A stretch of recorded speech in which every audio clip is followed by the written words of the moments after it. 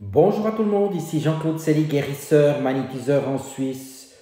Tout d'abord, êtes-vous bien abonné à ma chaîne YouTube car cela me permet réellement de bien avancer. Merci aussi de liker ma vidéo si vous l'appréciez, ça fait toujours un grand plaisir. Et sous ces dernières, vous trouverez des liens utiles comme mon site internet et un numéro de téléphone si vous désirez m'appeler. Vous trouverez également le lien de Sophia Voyance, tarologue renommée. Aujourd'hui, nous allons parler de l'asthénie. L'asthénie consiste en une dépression de l'état général entraînant des insuffisances fonctionnelles multiples. Il en existe plusieurs formes, le terme étant plus couramment utilisé pour l'asthénie physique et l'asthénie psychique, qui peuvent d'ailleurs être liées.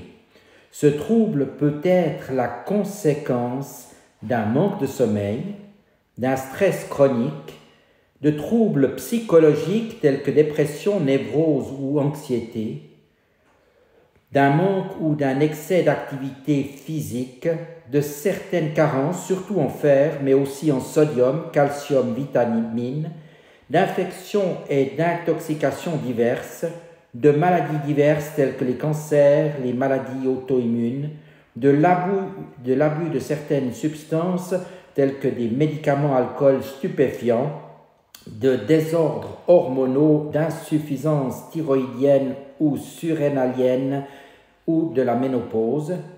Et les complications peuvent être majeures. Il faut donc consulter absolument. Une asthénie qui dure depuis 6 mois ou plus est appelée syndrome de fatigue chronique.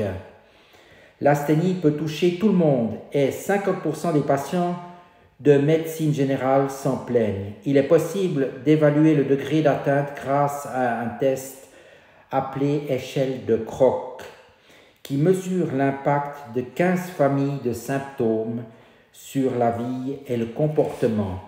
Quels sont donc les symptômes principaux? C'est surtout un état de fatigue intense, chronique. La fatigue est déjà présente avant l'effort et ce dès déjà le matin. Et la fatigue n'est pas atténuée par le repos.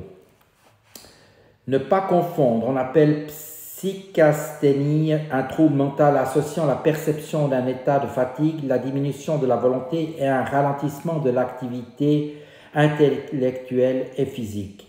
Elle présente le risque d'évoluer vers une dépression. Elle bénéficiera donc d'une aide psychologique, de la prise de certains psychotonique et d'un antidépresseur en cas de complications. Après diagnostic auprès d'un médecin, si cela devait perdurer, vous pouvez naturellement aussi vous faire accompagner par mes soins subtils énergétiques, car cela peut avoir un lien avec votre lieu de vie qui est entièrement parasité, ou une fatigue ou des charges émotionnelles intenses, aussi au niveau émotionnel, tels que des peurs, des angoisses, des croyances limitantes, des culpabilités, des colères, etc. Donc n'hésitez pas en complément aussi à me demander des soins énergétiques subtils si vous pensez que cela peut vous aider. Je vous dis maintenant à tout bientôt. Merci de votre attention.